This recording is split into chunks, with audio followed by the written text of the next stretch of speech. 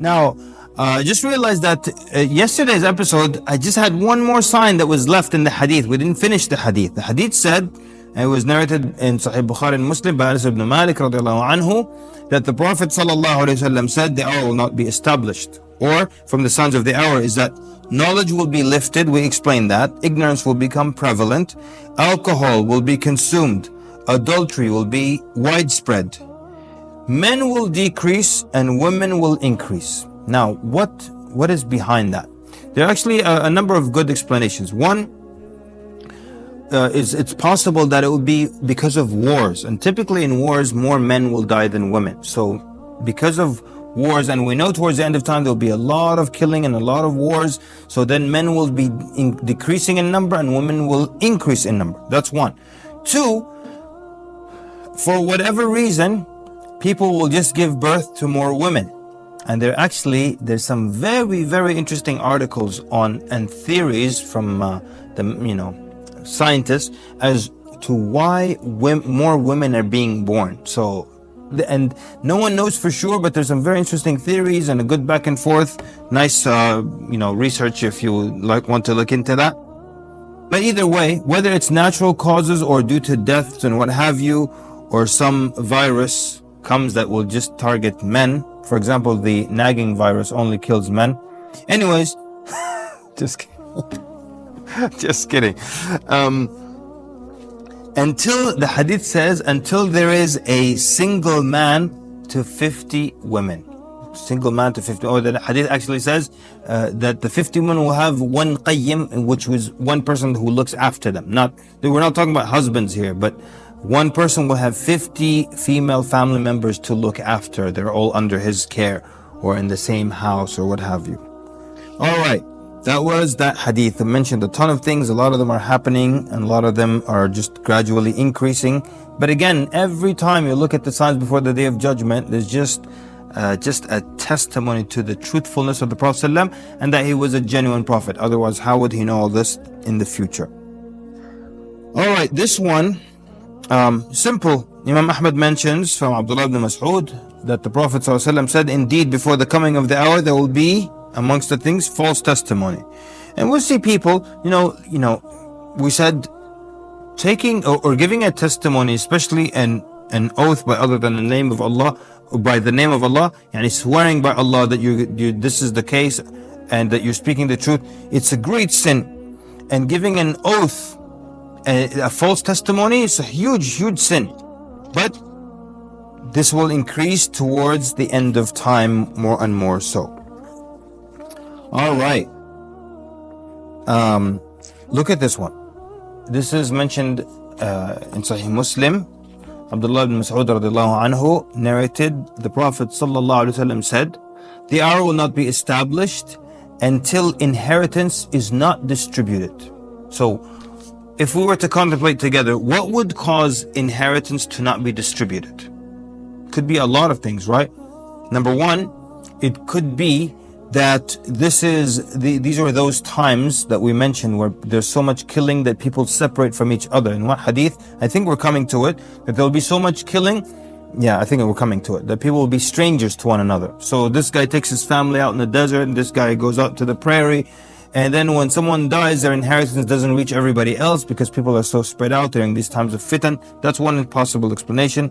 Another possible explanation is that this is towards a time when there is so much ignorance of the religion that people don't even know how to split their inheritance. So the inheritance will not be distributed. That's very plausible as well. Or it could be that people don't care. Okay? Could be that people don't care about splitting the inheritance. This is a true story that happened right here in America, where a Muslim man was on his deathbed. So he gathered all his wealth and he gave his daughter this much and his son that much. So someone told him, what about the distribution that Allah mentioned in the Quran? He said, no, I want to be fair to my children. Just think of that phrase. He said, no, I want to be fair to my children. Before I die, I want to be fair. What Allah subhanahu wa ta'ala, astaghfirullah, what Allah decreed and mentioned in the Quran, that's not fair. That's unjust. So I want to make sure I'm just. Yani, astaghfirullah, it's like saying, I'm going to be more just than Allah subhanahu wa ta'ala. And he died upon that. So he just didn't care. Or it could also be that this is towards that time when there's so much treachery and deception and theft that someone will just steal and just take everyone else's inheritance. Very possible. Oh, let's go back to this one here. Indeed, from the signs of the hour, this is in Sunan Abu Dawood, is the lifting of knowledge. Lifting of knowledge, we mentioned that. Prevalence of ignorance, drinking of alcohol, and increase of adultery. وَيَظْهَرْ الزِّنَا. So drinking of alcohol, like I was saying last episode, you look at how many Muslim countries and look at how many of them where you could just consume alcohol or purchase alcohol. We have, every time someone mentions, I don't know, should I mention countries or not? But some countries, they just ban it by law, but that law is not enforced. So do they count? If the law says you cannot buy alcohol, but if you go buy it and people are selling it, no one is bothering with this law. It doesn't count. So most Muslim countries, unfortunately, the majority of them, actually not almost all of them, except for like a small 1%. It's actually less than 1% of Muslim countries actually ban alcohol. And I'll tell you an interesting alcohol experience. Well, not an alcohol experience. That sounds really bad. But when I was in Malaysia, we were in this big like kind of grocery store or what have you.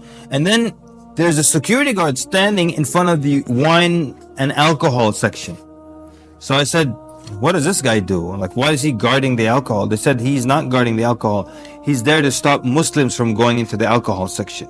Because if you know anything about Malaysia, there's a Chinese and an Indian population that are not Muslim also. So they want to purchase their alcohol. So the guy stands there and he stops Muslims from going to the alcohol section. And people can sell alcohol, but if they sell it to a Muslim, they get in deep, deep trouble. So the question is, you might be thinking, how will they know if someone is Muslim or not?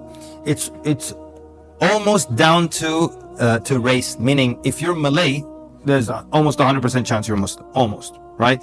And if someone is Chinese, there's so this guy basically is stopping them by race. And if he sees a Malay coming towards the alcohol, he's like, excuse me, no alcohol for you. If he sees a Chinese guy, he'll let him pass. If he sees a Hindu guy, he'll let him pass. Wallahu alam, but that's basically, you will get in trouble if you sell alcohol to a Muslim in Malaysia. So even though it is sold, it is not sold to Muslims. So could they count? I believe that it would count. Wallahu alam. Anyways, let's keep going here. I've got some interesting ones for you. This is very easy to understand. Imam al-Tabarani rahimahullah mentions from Anas ibn Malik radiallahu anhu, and Nabi sallallahu alayhi wasallam said, indeed from the signs of the hour is the appearance of sudden death. Maut al-faj'ah or al-faj'ah also is correct. So towards the end of time, there'll be more sudden death. And this makes sense from a number of viewpoints. Like number one, the instruments now that we have that can cause sudden death are so many as opposed to 1,400 years ago. Like for you to die suddenly was so uncommon unless you just fell off a mountain or fell off the roof of the house and stuff. But now we can fall off the mountain and the roof of the house, and add to that, get hit by, bus number 3 on your way to work. Car accidents are killing 10,000 car accidents a day in America, So there are many car accidents. These are things that just, I'll go to the store, I'll be right back. Boom, the guy just doesn't come back. Otherwise, he was perfectly healthy. And of course, we've got crime and guns. And guns are very instant. I don't think we can argue that. All these increase sudden death. And sudden meaning no one saw death coming. Like someone was healthy completely, and then you saw him in the morning, they tell you in the afternoon, oh, so-and-so died. And this happens so much. And you don't even have to be involved in, gang-related activity or drug activity. There was a Muslim family, and they were just like out in the street, and other people were fighting. And then the young man just asked the other guys, like, is everything okay? And that guy just shot him right in the face. He just asked, is everything okay? So anyways, sudden death. We said car accidents. And then, of course, we've got other things, heart attacks and all these, diseases now that are just causing people to drop dead. And that didn't exist as much at the time of the Prophet ﷺ, possibly because they ate good food. Allah. All right. And this is the hadith I was alluding to before, that, or actually last episode, that there will be killing and strangeness to the extent that a person almost knows no one. There will be killing and strangeness to the extent that a person almost knows nobody. So that means there's so much killing that people have to be distant from each other and they don't interact and visit and go down to town and talk and all that. And it's interesting how quickly faces change. I remember I used to live across the street from this masjid for about 2 years or something like that. Maybe it was a year, I can't remember. But I just knew every face in that masjid because we'd go 5 times a day. And then I came to it, I think it was 2 years later or something, or 3 years later. I think maybe 3 years later. I could not recognize a single face. Like, you'll be surprised how much and how quickly people move around and shift and go to other places. So imagine there is some kind of fitna where there's a lot of killing. So people separate themselves. 5 years, 6 years, you're with your family away from everybody else. When people meet again, they barely recognize each other. That's what that is referring to. Well, let's see here. We can explain this hadith or this sign with 2 other hadith. One of them is like what I just explained. In Sahih Bukhari, Abu Sa'id al-Khudri radiallahu anhu narrated that the Prophet ﷺ said, there will come a time when the best property of a Muslim will be sheep, which he will take to the tops of mountains and the places of rainfall so as to flee with his religion from the afflictions. Meaning, people now there's so many trials happening that a person takes what he can and it just goes away from the trials and the tests and afflictions. That's one. The other hadith is narrated by Tirmidhi rahimahullah, this hadith is talking about people actually breaking away from the community. And it's a really beautiful hadith, and it's important for us to always remember a hadith like this. The Prophet ﷺ said that الذي يخالط الناس ويصبر على أذاهم خير من الذي لا يخالط الناس ولا يصبر على أذاهم. The one who mixes or mingles with people, interacts with people, and is patient upon their harm. There's something beautiful here. We see the fact that you interact, there's going to be harm. Why? Because there will be miscommunication, misunderstandings. There has to be some kind of harm. The fact that you interact with people, there will be harm, either from you to them or from them to you. So, الَّذِي يُخَالَطُ النَّاسِ, and by virtue of them mixing with the people, this is the result. It has to happen. وَيَصْبِرْ عَلَى أَذَاهُمْ, and is patient upon their harm, is better than the person who does not mingle with people. He does not mix with them. He does not interact with them, and is not patient upon their harm. And you see this a lot happening in the community. You'll see someone who never shows up to the masjid. Oh, I just live across the street. Why don't you show up? Oh, I came here a couple of times and I had some, problems with people, or some people said something nasty to me. You would have been a better person to keep coming back and being patient with their harm. It is never, and there's no excuse for staying away from the Muslim community because, there are some mean women here or there's some rude guy in the musalla. First of all, you harm yourself when you stay away from the house of Allah Azza wa Jal and the jama'ah and the remembrance of Allah and the classes and all that stuff. That's the first thing. The second thing, you're just already not being the better person you could have been by not being patient. Our religion is just so built upon us congregating. We congregate daily, weekly, yearly, and sometimes beyond a year, like the eclipse prayers. All about community and being together. And the Prophet ﷺ gave us analogies of how the wolf will eat from the sheep that strays away from the flock. So it's about being together. So it's not an excuse that, there's one rude guy or 4 rude people in the masjid, I'm not going to go back. Your job is to come back and to be patient. So that explanation of people breaking away from the community, and that hadith is really beautiful. People really should remember it. And a lot of times, the good people will leave because, there's some rude person in the masjid. So then what happens? If just think forward, then we'll have masajid just filled with the rude people who sent the good people away who didn't want to be patient. Then is that even appropriate that that's what we have left in the masajid? So all of us as a community, we're to pardon, forgive one another, and keep coming back to the house of Allah. Some people will disappear for months. What happened? That sister was rude to me. But this is Allah's house, and it's not her house. Keep coming back and be patient and make friends, make peace. That's why the Prophet described the hypocrite, when it's just a beautiful description, not beautiful in that sense, but beautiful and accurate in the sense that it's accurate. وَإِذَا خَاصَمَ فَجَرَ. When the hypocrite, when he has a disagreement with you, he takes it to the next level, to the level of fujur.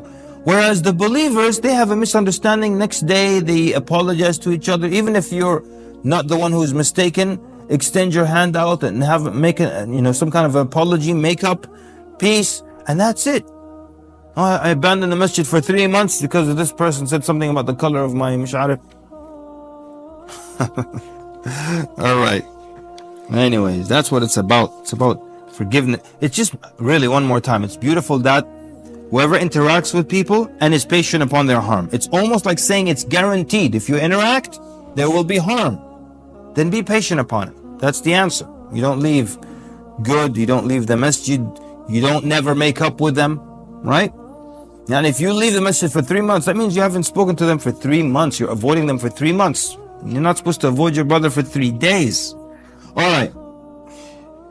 Next one. Narrated by Imam Ahmad rahimahullah. Abdullah ibn Umar radiallahu anhuma said, the Prophet ﷺ said, there will be towards the end of my ummah men, and of course it can mean women also, who will ride upon chairs or saddles or chariots similar to our beasts. It will take them to the doors of masajid, to the doors of mosques. What do you think it's talking about? They'll ride on these saddles or these chairs that will take them to the door of the masjid. Yeah, I think everybody got it. Like some people said, with the chairs translation, they said it's like wheelchair. You've seen a Muslim go to the masjid on a wheelchair. Sitting on a chair, take him to the door of the masjid. Or, most likely, wallahu alam, it could be talking about cars, right? Cars. You're essentially sitting on a chair in a car and it brings you to the door of the masjid. And we use cars to come to the masjid all the time. And sometimes if you don't have a car, you can't come to the masjid.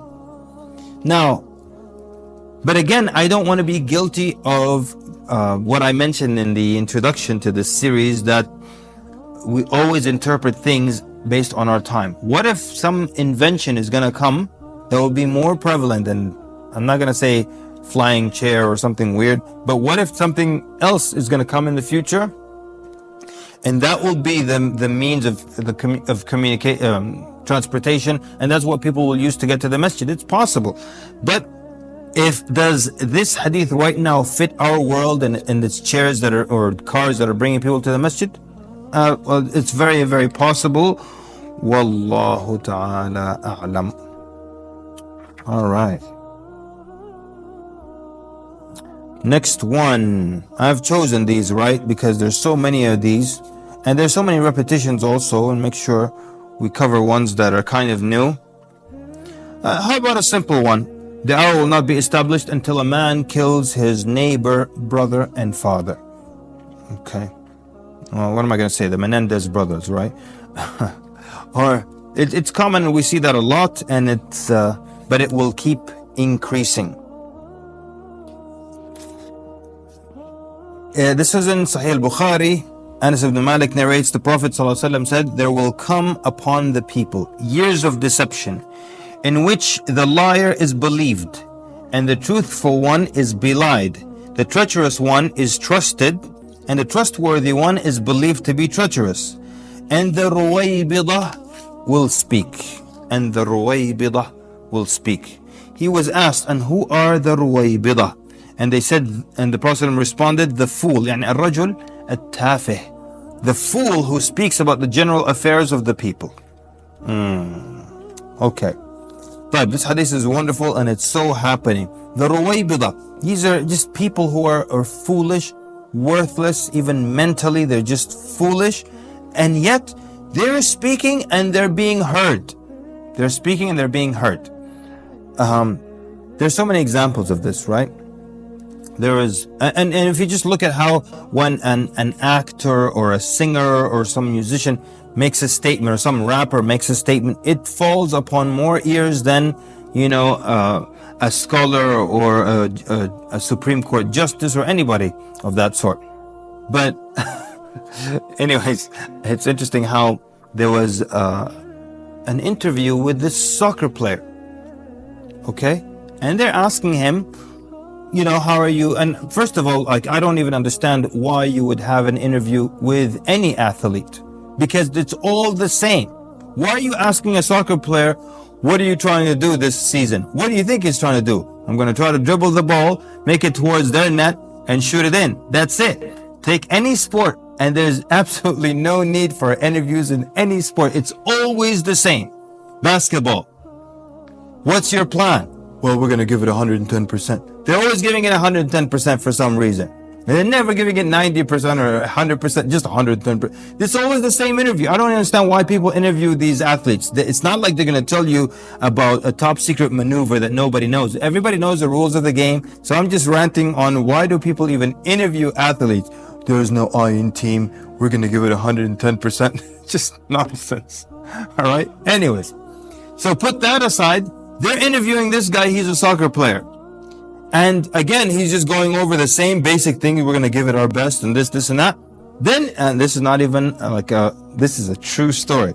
Towards the end, the interviewer, the reporter just suddenly says, and what's your view on multiple marriage? Why? Like, why are you asking this? First of all, why that topic of all things? That's one. Two, why are you asking this guy such a random question and something is about religion? After, who cares? You're asking about soccer and he's telling you what you already know, that they're going to try to shoot and score more than the other team. But then suddenly, randomly, what do you think of multiple marriage? And he's like, well, I think if it hurts the feelings of the first wife, nobody should. Feelings of the first wife? Anyways, the point is, that's just people who are foolish, not qualified to speak about something else. Suddenly, they're speaking and they're heard and their opinion is sought after and people care about their opinion. But that's exactly what the Prophet described in this hadith. If you want to get upset, this is a true story that happened in a country that will go unnamed, Egypt. And there was this lady, this actress, and she was asked to critique all the different Muslim groups and movements, and she starts critiquing them, how they make people hate their religion. Like, what do you know? Like, just for years, she just plays different roles. One time a very despicable, haram role. One time she's doing something else haram. And for years, for decades, that's all we know of this person, just acting that this guy's her husband and doing haram and all that. Now she's asked to critique all the Islamic groups and the Islamic movements and the Islamic da'wah. And she said, yeah, they made people hate their religion. Like, what do you know about their religion? So one of the scholars responded to her, and he said, basically saying, like, who are you to comment on anything? And all we see is you acting out these roles of haram and bad and all that. So who are you to comment on anything? Then she sued him for saying that about her. Like, how dare he critique her? But she can critique Islamic movements and the da'wah, and she has no knowledge of that. And he has proof of what she's saying, or what he's saying about her. Anyways, she sues him, she wins, he goes to jail. If that's not an example of a ruwaybidah, foolish people speaking, then I don't know what is. Alright, this one's interesting. In Muslim Imam Ahmad rahimahullah, the Prophet said, the knots of Islam will be untied knot by knot. So all these things that are important in Islam, they'll be taken apart one by one. The first to be untied will be the rule, and the last will be the prayer. What does it mean, the rule? Meaning ruling by the Sharia, ruling by the religion of Allah subhanahu wa ta'ala. The first one that will be untied. And that is so true. Again, let's go back to our 60 or so Muslim countries, and how many of them rule by the Sharia? What do you think? 0, 1. Sometimes we used to have big debates in class when we'd mention this hadith. And some people would say, one country. Some people say 0, none of them.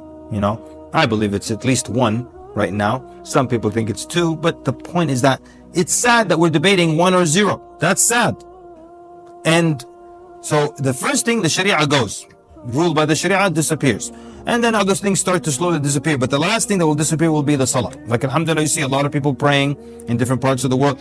There's still people who are stuck to that. But Sharia ruling the land, that's the law of the land, gone completely. Or in some countries, they just put it, they only want the Sharia when it's divorce and marriage, we bring out the Sharia. Okay? It's something else, business dealings, politics. Okay, let's put the Sharia back under the rug, and we'll use whatever else we feel like using at this point.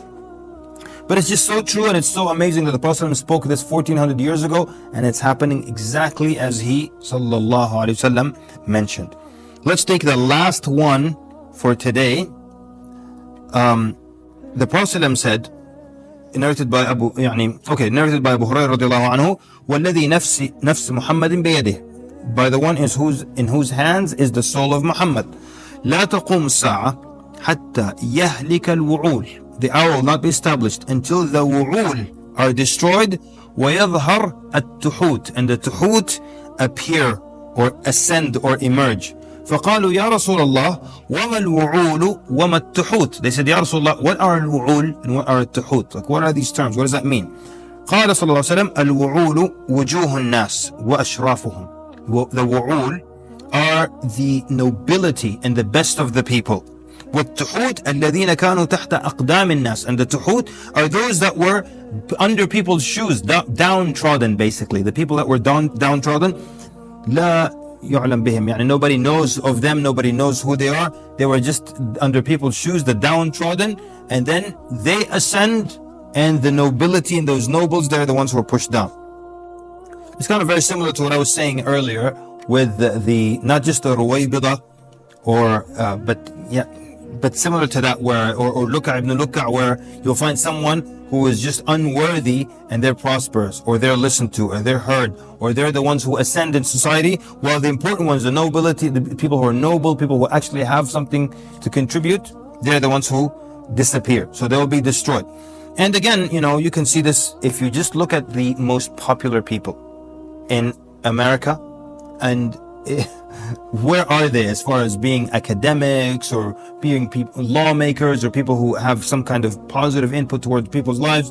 Look at those most followed on Twitter or Instagram or what have you, and it'll just be someone who prevents some cheap type of entertainment, some rapper or some musician who offers nothing of value. All right? And I don't listen to rap, but I know what's going on. I know there's some rap songs that are nothing. The whole song is just how to stash the drugs away and how to sell it without getting caught.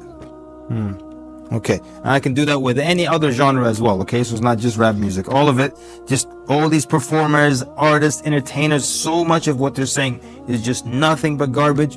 And then, again, I'll just pick Supreme Court justices. Can people even mention 3 of them? Can people mention 3 of them? But they'll mention the 3 stooges by name. Anyways, that's outdated, isn't it?